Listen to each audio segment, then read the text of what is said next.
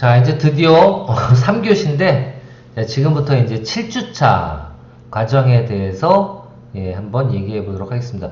이번 주차부터는요, 7주차하고 8주차는 사업 타당성 및 사업계획서 작성이거든요. 이 부분이라서 이게 어떻게 보면 같이 가야 되는 부분이에요. 그래서 조금 더 이걸 두 개 같이 묶어서 하나의 템플릿으로 만들었습니다. 그러니까 강의 장표를 하나로 만들었는데 하여튼 두 주차가 한꺼번에 있다라고 생각하시면 될 것 같습니다. 자, 일단 첫 번째, 아마 여러분들도 이런 거는 이것도 실무니까 조금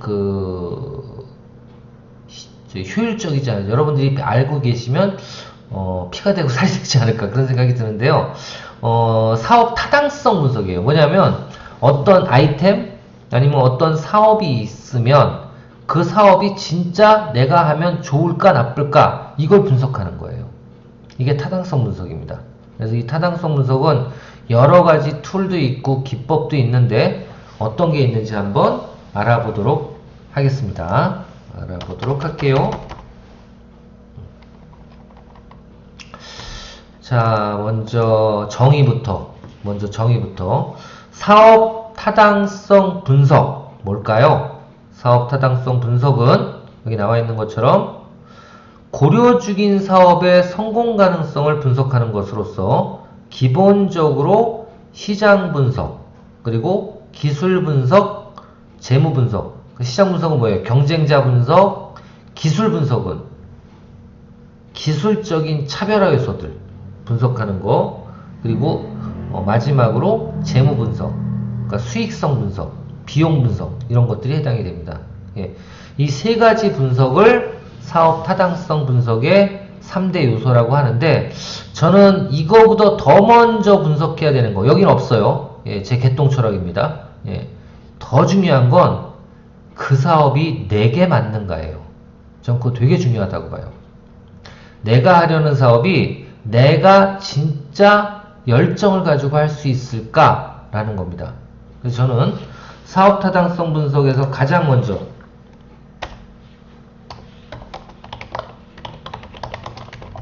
개인적인 의견이지만 중요합니다. 실전 경험에 의해서 나온 거예요. 사업 타당성 분석 가장 첫 번째로 해야 되는 게 뭐냐면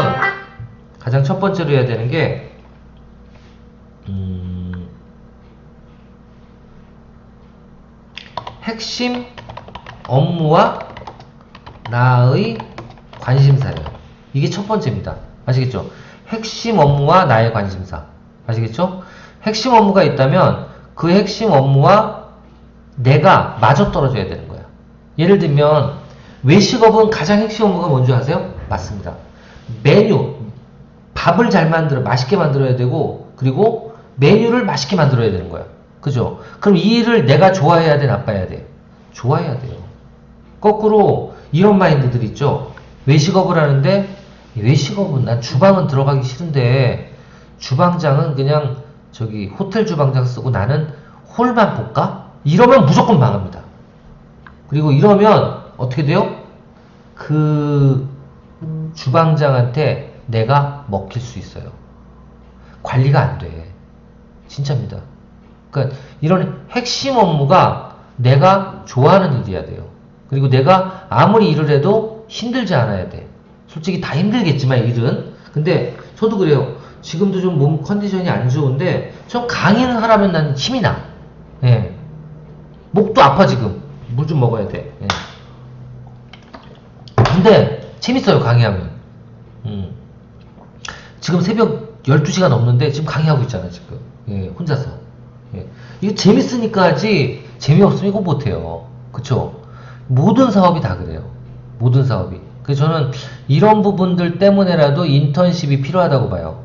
그러니까 해당 업무를 내가 한번 해보고 적성에 맞으면 그 다음에 사업을 하려고 그래야 돼.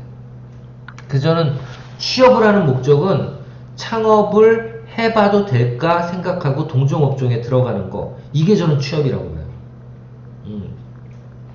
아시겠죠? 그래서 이게 첫 번째고, 이제 나머지가 뭐 시장 분석, 그리고 기술 분석, 재무 분석 이런 것들을 해야 된다.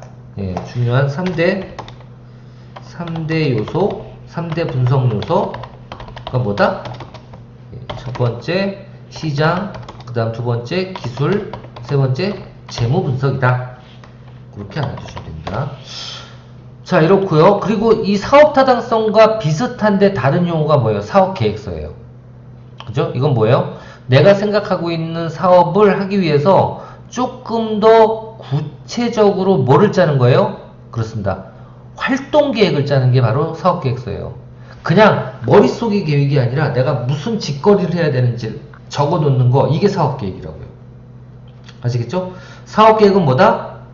고려하고 있는 사업 계획에 중요한 업무들을 일렬 정도로 배열해 놓는 것, 내가 할 업무들을 정리해 놓는 것, 실행 계획을 짜는 것, 이게 바로 사업 계획이다.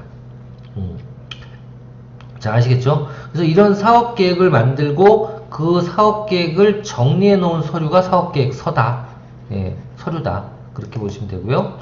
자, 사업계획서와 그리고 사업 타당성 분석은 거의 같은 의미로 사용되기는 합니다. 근데 논리적 순서로 보면 당연히 사업 타당성 분석이 먼저 이루어지고 그 결과가 긍정적이면 그 다음에 실행계획을 세워야 된다는 거예요. 아시겠죠? 그러니까 어떻게 보면 사업계획을 세우고 타당성 분석을 해야 되는 거 아니냐 그렇게 생각할 수 있지만 이게 닭이 먼저냐 달걀이 먼저냐 이건데, 예, 저도 생각하기에 처음에는 사업계획서를 만들고 그 사업계획서를 가지고 뭐를 한다? 예, 사업 타당성을 분석하는 줄 알았는데 그게 아니라 먼저 내가 하려는 아이템이 있다면 그 아이템의 시장 분석부터 하는 거예요. 기술 분석부터 하는 거예요. 재무 분석까지 해서 수익성이 있는지, 기술력은 내가 이 정도 만들어낼 수 있는지, 그리고 경쟁자가 이렇게 많은데 내가 이길 수 있을지, 이런 것들을 분석하다 보면 아이디어가 생겨나게 되고 그 아이디어를 가지고 실행계획, 구체적인 실행계획을 잡는 게 바로 뭐다? 사업계획서다. 그렇게 보시면 돼요. 자, 그래서 요런 거는 좀 복잡하긴 하지만 간단하게 좀 설명을 드리면 사업 타당성 분석은 어떻게 이루어진다? 먼저 시장 분석을 하고 그 시장 분석은 그 많이 나오죠. 수합 분석이라고 보통 표현해요. 자, 10번. 시장 분석은 첫 번째 가장 많이 쓰는 게 수합 분석. 수합이라고 표현하죠. 수합 분석 또 뭐죠? 4S 분석 뭐 이런 것도 있고요. 그래서 뭐 소사이티 분석, 사회 분석, 그다음에 또 패스트 분석이구나.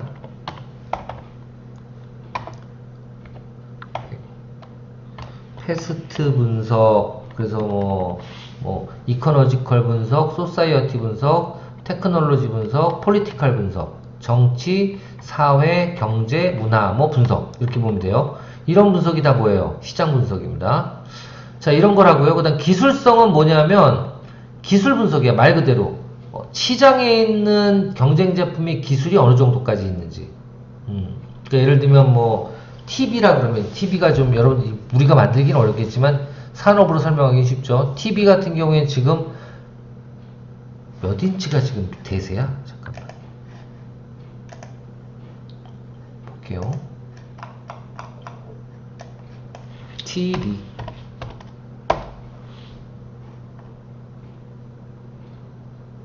TV 그러니까 몇 인치예요? 평균적으로 지금 나오는 게 65인치가 대세인가? 아, 75인치가 벌써 나오네요.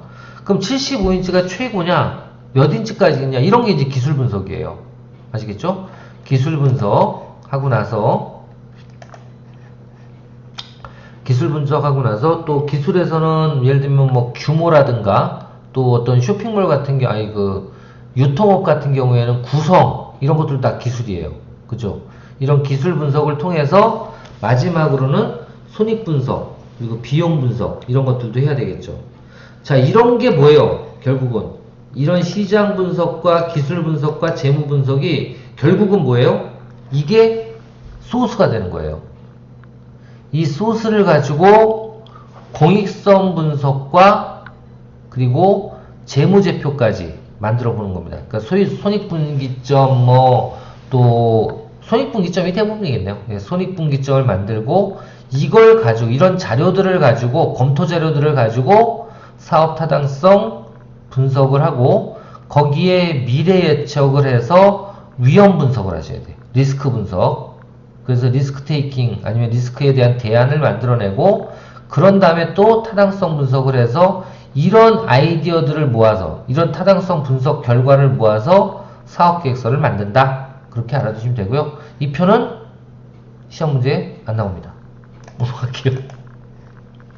자, 그러면 이거는 이제 고전적인 어떤 사업 타당성 분석이었다면 요즘에는 사업 타당성 분석을 이 BMC 모델, 비즈니스 모델 캔버스라는 이 비즈니스 모델을 가지고 항목별로 비즈니스 모델은 크게 이것도 설명을 드릴게요.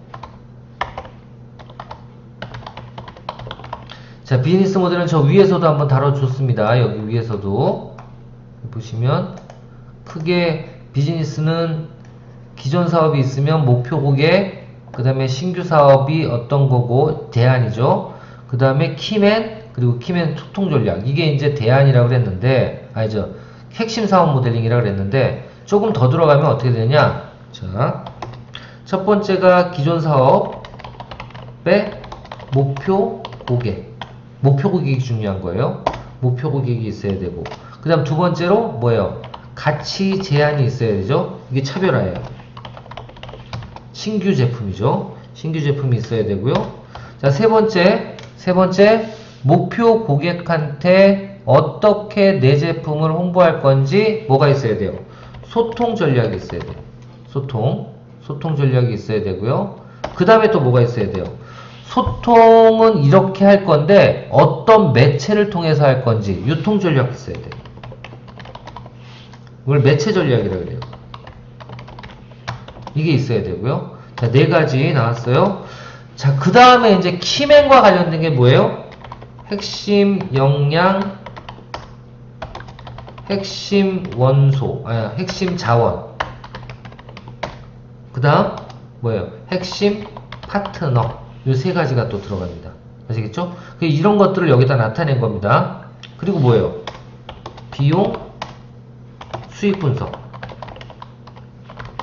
이렇게 총 9가지예요. 이게 비즈니스 모델 요소입니다. 아시겠죠? 요소. 목표 고객, 짧게 적을게요. 목표 고객, 그다음 가치 제한 차별화, 소통 전략, 매체 전략, 그 다음에 핵심 역량, 핵심 자원, 핵심 파트너, 비용 분석, 수익 분석. 자, 이건데 이거를 어떻게 그럼 분석을 할 거냐? 그 내용이 여기에요. 아이고, 죽었다. 그 내용이 여기서 나오는 겁니다. 고객 분석은 이런 질문을 통해서 어떻게 될까요? 우리에게 우리 제품의 가치를 진짜 줄 수 있을까? 두 번째, 우리 제품의 주요 고객은 누굴까? 또 주요 고객은 어떤 유형 또는 어떤 인구 통계학적인 특성을 가질까? 30살이 좋을까? 40살이 좋아할까? 50살이 좋아할까? 직장은 어떤 직장을 다니는 사람이 좋을까? 또는 여자가 좋을까? 남자가 좋아할까? 또는 이게 이제 주요 고객이죠. 이걸 인구 통계학적으로 분석을 하라는 거예요. 또 우리 제품의 가치는 무엇인지를 여기서 정의를 해야 돼. 자, 두 번째, 고객 관계입니다. 고객 관계. 고객 관계가 어디 있어? 여기. 소통 전략. 고객 관계.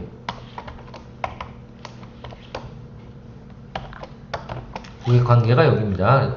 고객 관계에서 뭘 물어봐야 돼요? 우리는 어떻게 고객을 지속적으로 만나고 유지하게 할 수 있을까? 그렇죠. 이게 뭐예요? 홍보 방법 또는 프로모션 아이디어 이런 것들입니다. 그러니까 뭐 한 잔, 예를 들면 뭐 요즘에 그런 거 제일 많죠? 스마트폰이 있으니까 자, 우리 제품 사진 찍어서 자기 블로그에다 올리면, 페이스북에 올리면, 인스타그램에 올리면 맥주 한 잔, 음료 한 잔 이런 거. 예, 이런 게 이제 제품 홍보 방법이나 아이디어예요. 자, 두 번째, 우리가 고객을 만나는 방법은 도대체 무엇일까? 예, 우리가 고객을 어떤 식으로 만날 것인가. 예, 그 내용이에요. 이건 솔직히 유통 채널에 들어가야 되는데 원래는 여기에 들어가는 게 헷갈리죠. 우리는 고객을 만나는 방법을 어떻게 할 것인가. 방법은 고객 관계예요. 자, 세 번째, 어떻게 하면 고객이 우리에게 올 수 있게 할까? 어떻게 하면 관심이 있게 할까? 그러니까 뭐예요? 이거는 고객들이 내 제품을 알아차리게 하기 위한 여러 가지 아이디어들. 아시겠죠? 근데 이렇게 물어보면 웬만한 여기에 답을 구하면 이게 고객관계 전략이 될 수 있는 거예요. 자, 그 다음에 이제 유통 채널입니다. 자, 유통 채널은 첫 번째로는 우리의 고객은 어떠한 채널에서 만날 수 있을까? 네, 두 번째, 어떠한 채널. 그러니까 유통 채널은 온라인으로 할까? 오프라인으로 할까? 뭐 이런 거예요. 또는 온라인이면 11번가에다 갖다 팔까? 네이버에다 갖다 팔까? 또는 오프라인이면 이거를 다단계를 할까? 아니면은 뭐 예를 들면 네트워크 마케팅을 할까? 어떤 걸 할까? 이게 이제 뭐예요? 유통 라인이에요. 어떤 유통 라인에 뿌려볼까? 그 소리입니다. 자, 그 다음에 여러 유통 라인이 있다면 그럼 어떤 유통 라인을 선택하는 게 처음에는 1차 연도에는 어떤 데를 선택하거나 아니면 런칭할 때는 이런 유통 라인을 통해서 해볼까? 저런 유통 라인을 통해서 해볼까? 이걸 정하는 거예요. 그 다음에 누적 사업 모델, 가장 중요한 얘기예요. 야, 누적 사업 모델. 이거 되게 중요한 얘기입니다. 어디 있어? 이거 되게 중요한 얘기입니다. 좋네요. 이게 뭐냐면 유통 채널을 만들 때 지속적으로 영업을 해야지만 매출이 유지될 수 있는 게 바로 시간의 사업 모델이라고 그랬어요. 한마디로 누적 사업 모델의 반대말이에요. 일시적 사업 모델. 그러니까 예를 들면 이런 겁니다. B2C의 대부분은 일시적 사업 모델이에요. 뭐냐면 고객층들은 한 번 사고 두 번 사고 계속적으로 충성 고객처럼 사는 게 아니라 여러 가지를 선택할 수 있기 때문에 골라 돌아가면서 사요. 근데 이게 B2B나 B2G로 바뀌면 그러니까 비즈니스 투 비즈니스. 내가 예를 드는 거예요. 예를 들면 두부로 하면 안 되겠다. 뭘로 하는 게 좋을까?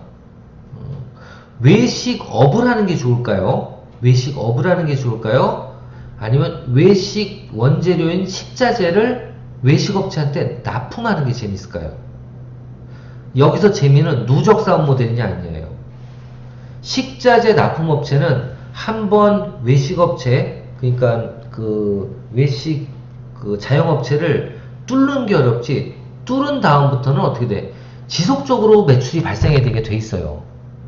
그래서 이런 영업을 통해서 하나하나 확보해 나가면 나중에는 자동적으로 그 매출이 발생이 되고 그 매출이 유지가 되는데, 만약에 외식업체, 그러니까 외식업체는 최종 소비자들을 상대로 하잖아요. 이런 외식업체들, 그러니까 떡볶이집은 내가 아프거나 아니면 내가 조금만 신경을 안 쓰면 고객은 떨어진다, 안 떨어진다? 떨어진다. 문 안 열어도 떨어진다. 주인이 없으면 무조건 떨어진다. 근데 예를 들면 그 떡볶이집에 떡볶이를 납품하는 식자재 업체는 어떻게 돼요? 맞아요. 내가 어디 놀러가 있어도 주문하면 그냥 주문한 거 유통업체에다 얘기해서 갖다 주면 돼. 또 영업을 할 필요는 없단 말이에요. 이런 것들이, 그러니까 두 가지예요. 두 가지. 누적 사업 모델은 스케일업이 돼도 비용이 안 들어가는. 그러니까 예를 들면 매출이 계속 늘어나면 내 일건비라든가 내 품위, 노동력이 계속 늘어나야 되는 거면 이건 뭐야? 누적 사업 모델이 아니에요. 누적 사업 모델은 매출이 늘어나더라도 내 일의 강도는 늘어나지 않는 것. 이게 바로 누적 사업 모델이에요. 아시겠죠? 이런 것들을 찾으셔야 돼요. 아니면 이렇게 사업 모델을 바꿔 나가셔야 돼요. 자, 여튼 요렇고요. 그 다음에 이제 고객 가치는 뭐예요? 이 차별화 요소예요. 차별화 요소. 자, 이거 어떻게 만드냐? 첫 번째, 고객에게는 진짜 무슨 이익을 갖다 주는지를 내가 생각해낼 수 있어야 돼요. 이익이 구체화되지 않는 제품이나 서비스는 고객한테 외면당할 수밖에 없죠. 그렇죠? 자, 첫 번째가 그거고요. 두 번째는 우리는 고객의 문제를 어떻게 풀어줄까? 어떻게 풀어주면 될까? 세 번째, 우리는 고객의 문제를 확실히 해결해 줄 수 있을까? Yes or no. 마음의 손을 얹고 대답을 해보시라는 거야. 네 번째, 확실히 해결해 줄 수 있는 최소의 제품, 형태, 기능은 무엇일까? 그러니까 여기에 있는 답을 할 수 있다. 그럼 타당성이 있는 거야. 없다. 타당성이 없는 거야. 아시겠죠? 이 특히 고객가치 되게 중요한 부분입니다. 여기에 대해서 이 물음에 대한 답변을 선명하게 할 수 있는 제품이 있다면 그 제품은 고객가치가 있는 거예요. 타당성이 있는 겁니다. 사업 타당성이. 그렇게 생각하시면 될 것 같아요. 자, 그 다음에 이제 핵심 역량, 그리고 핵심 자원, 핵심 파트너, 예, 이런 내용들은 어떤 걸 물어보는지 한번 보세요. 핵심 파트너는 키맨이 가장 중요합니다. 키맨 계속 얘기했죠? 그리고 어떤 질문들이 있는지는 여러분들이 한번 쭉 훑어보시면서 이런 질문에 대한 답변을 할 수 있으면 조금씩 사업 타당성이 있다고 보시면 돼요. 만약에 그 질문에 대한 답이 아직 준비가 안 됐다. 그럼 사업 준비를 더 해야 되는 거예요. 여기 있는 질문들에 대해서. 아시겠죠? 그래서 이런 것들을 만약에 여러분들이 어떤 사업을 준비하고 있다 그러면 일단은 이런 부분들에 대해서 질문을 해보고 답을 준비할 수 있을 때까지 계속적으로 창업 준비를 하시는 게 맞습니다. 아시겠죠? 그렇게 생각하시면 돼요. 자, 그 다음. 자, 사업 타당성을 왜 준비해야 될까요? 사업 타당성을 분석을 왜 해야 될까요? 일단 첫 번째, 객관성 확보예요. 그러니까, 창업을 함에 있어서 가장 저는 위험하다고 생각하는 게, 핀이 같다고 얘기하죠. 뭔가 꽂히면 안 돼. 되게 논리적이고 객관적이어야 돼요. 아시겠죠? 그러니까 뭔가에 꽂히면 안 됩니다. 그래서 계획사업, 이 사업계획의 객관성을 확보하기 위해서 바로 사업 타당성 분석이 필요하다라는 겁니다. 자, 두 번째, 사업 추진에 따른 문제점과 제약 요소를 파악해야 돼요.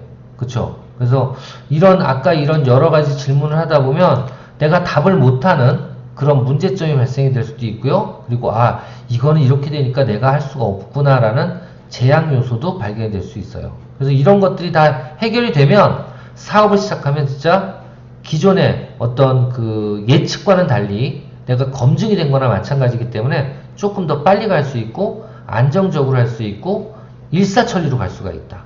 그런 얘기예요.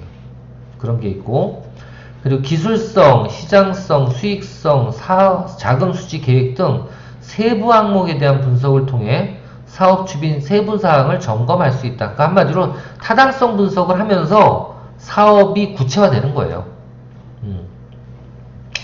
그리고 경영 능력이 향상되고 균형 있는 지식이 습득될 수 있다. 뭐 그런 내용이고요. 자, 이런 사업 타당성을 분석을 하면 어떻게 돼요? 예, 어떤 활용을 할 수 있는지 보면 일단 창업기업 또는 창업 후 3년 이내의 기업의 경우에는 사업 타당성 검토를 어디서? 예, 중소기업청에서 예, 창업 지원 컨설팅을 통해서 해줍니다. 아시겠지만 뭐 이런데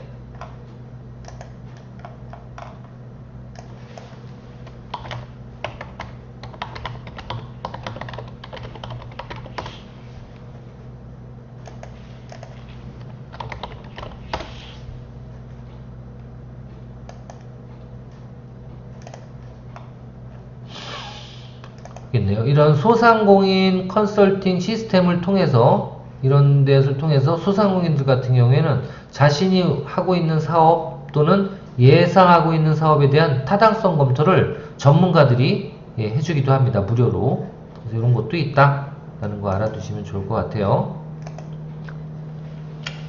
자, 그 다음에 이제 아까 여기는 고전적인 평가 요소가 있었고요. 고전적인 평가 요소 이런 거예요. 이런 유형이 있었는데 요즘에 가장 중요하게 생각하는 평가 요소가 이 네 가지입니다. 첫 번째 안정성, 두 번째 차별성, 세 번째 실현 가능성, 네 번째 재무 수익성이에요. 이 네 가지는 요즘에 그 사업계획서 관련돼서 정부에서 사업계획서를 검토할 때 가장 많이 보는 항목들입니다. 안정성은 뭐예요? 말 그대로 안정성. 그러니까 이 사업이 지속 경영, 요즘 ESG도 많이 나오는데 지속 경영이 가능한 사업 모델인지, 여기서 가장 많이 강조되는 게 누적 사업 모델이에요. 누적 사업 모델, 안정성. 두 번째, 차별성. 고객한테 진짜 가치 있는 뭔가를 주는지, 차별성, 고객 가치, 밸류, 예, 그걸 나타내는 거고요. 실현 가능성. 아무리 가치가 있고 타임머신만 만들어봐, 예, 세상 사람들 다 사겠죠. 얼마나 가치 있는 제품이야. 중요한 건 못 만들잖아. 실현 가능성이 없잖아. 그 세 번째는 실현 가능성이에요. 이 사업을 진짜 돈만 있으면 사업화 시킬 수 있는 건지, 그리고 능력이 되는 건지 다 따져봐야죠. 예, 이런 게 이제 실현 가능성이라고 보시면 되고요. 자, 그 다음이 재무 수익성이에요. 돈이 진짜 남는지, 남는 사업인지, 죽 쪄서 뭐 주는 거 아닌지. 예, 그쵸? 저는 자영업은 재무 수익성 거의 하위권 사업이라고 봐요. 왜? 남 좋은 일만 시키잖아. 일자리 창출해서 남의 가정 월급 주고 생활할 수 있게 만들어주죠. 자기는 돈 빌려다가, 자영업체들 보면. 두 번째, 망하고 또 망하고 또 망하고 그러니까 인테리어 업체만 돈 벌어. 또 공급업체만 돈 벌어. 돈 벌게 해줘. 그게 다 뭐예요? 그게 다 뭐예요? 자영업자들이 자선사업을 하기 때문에 그래요. 자선사업이라고 봐. 그래서 여하튼 그리고 특히 프랜차이즈 본사도 도와주고, 그래서 이런 것들이 많기 때문에 저는 일단 자영업제 하는 것, 자영업을 준비하시는 거라 그러면 더욱더 신중해야 된다라고 생각이 되고요. 특히 이런 재무 수익성, 진짜 순이익이 나는지. 여러분들 그 처음부터 단추를 잘못 껴서 수익 모델이 안 나는 대표적인 자영업 사업 중에 어떤 비용을 주의해야 되는 줄 아세요? 바로 임차료입니다. 임차료.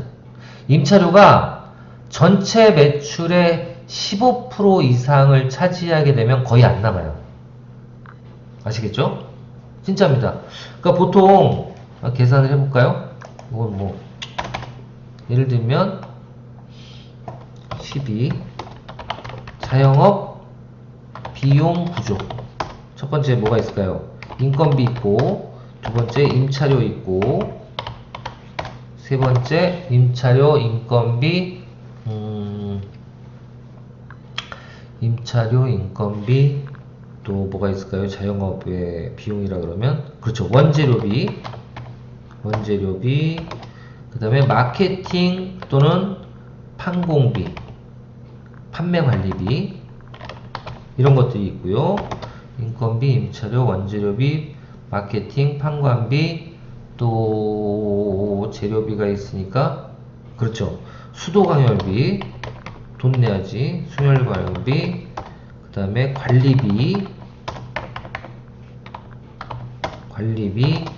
또 마케팅비 있고, 관리비, 제일 중요한 세금, 이런 것도 중요해요. 세금을 빼먹는 사람이 있어. 세금이 부가세는 10%지만 이제 매입자료가 있으면 빼주기 때문에 상관없고, 또 종합소득세까지 따지면 세금을 적어도 매출 대비 몇 프로? 한 4% 이상은 잡아줘야 돼. 또 관리비 몇 프로? 관리비 적어도 5% 이상 잡아줘야 돼. 수도광열비 몇 프로? 요거 뭐 한 수도광열비나 기타 잡비 몇 프로? 매출, 이거 다 매출, 변동비예요. 변동비가 뭐예요? 매출이 일어나면 같이 따라서 올라가는 거. 기타 잡비 한 5% 잡을게요. 마케팅 판관비 5%. 아주 작은 거죠. 원재료비 몇 프로? 이거 50%야. 보통 그 뭐죠? 5,000원에 띄워가지고 만원에 팔아요. 예, 다 따져보면. 그 다음에 또 뭐가 있어? 인건비가 있는데, 인건비는 매출 대비 15%가 넘어가면 안 됩니다. 자, 그럼 이거 다 더해볼게. 다 더하면 얼마예요? 임차료를 뺀 비용 퍼센테이지가 어떻게 돼? 더해보자고요. 15, 5, 20, 70, 84%. 84%야. 그럼 뭐예요? 만원어치 팔면 8,400원이 비용으로 나간다는 소리예요. 진짜예요. 여기서 아무리 많이 줄여봤자 이거 1%, 이거 1%, 이거 1%. 그래서 몇 프로? 3% 줄일 수 있어. 그래도 80%야. 그죠? 자, 여기서 만약에 임차료가 전체 매출의 15%를 차지한다. 그러면 5% 순이익이 남는 거예요. 만약에 15%가 넘어간다 그러면 어떻게 돼? 끝나는 거야. 아무리 팔아도 안 남아. 그죠? 자, 이렇게 될 때 이런 수익성 분석을 안 하면 이런 내용에 대해서 모르고 넘어간단 말이에요. 아시겠죠? 그래서 저는 이 부분에 대해서는 꼭 분석을 해야 된다. 그래서 타당성 분석을 해야 된다. 모든 업종은 해야 된다고 보고, 그 중에서 가장 중요한 고정비인 임차료, 이 부분이 한계 매출액이라 그래요. 평균 매출액과 한계 매출액보다 한계 매출액의 15% 이상이 임차료를 차지한다? 좋은 자리예요. 좋은 자리에 잘못 들어가면 망하는 거야. 그래서 이 부분은 한 번 더 신경을 쓰시면 좋을 것 같고요. 하여튼 여기까지 해서 이번 7주차 강의는 마치도록 하고, 나머지 부분들은 다음 주에 또 이어서 설명을 드리도록 하겠습니다. 하여튼 여러분들 오늘 이번 주도 고생 많으셨고요. 하여튼 다음 주에 또 건강한 모습으로 뵙기를 기원하면서 오늘 강의 마치도록 하겠습니다. 수고하셨습니다.